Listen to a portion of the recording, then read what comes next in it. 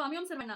सगळ्यांचे गुरुवार चालू आहे, आता मार्गशीर्ष गुरुवार चालू आहे आणि त्याचबरोबर आता जर का लक्षात घेतलं तर मार्गशीर्ष गुरुवारातला जो शेवटचा गुरुवार आहे तो आहे 26 तारखेला. आणि सगळ्यात महत्त्वाचं 26 तारखेला आली आहे एकादशी. आता बऱ्याच ताईंना हा प्रश्न पडला आहे की ताई एकादशी आहे तर मग आम्ही उपवास कसा सोडायचा?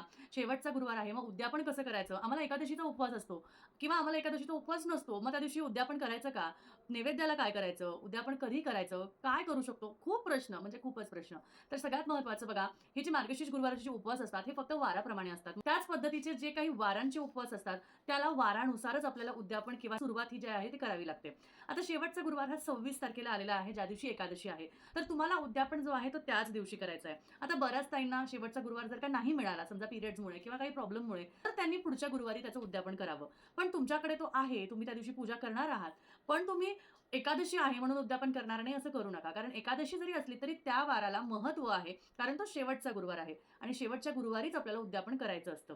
आणि एकादशी जरी असली तरी तुम्हाला जर का एकादशीचा उपवास असेल तर तुम्ही उपवास धरा. पण उद्यापनाला ज्या स्त्रियांना बोलवणार आहात, ज्या सवाष्णींना बोलवणार आहात, त्यांना प्रसाद द्या.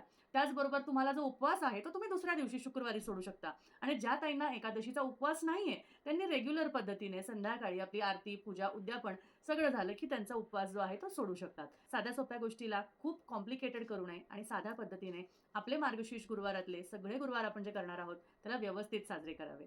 श्री स्वामी समर्थ.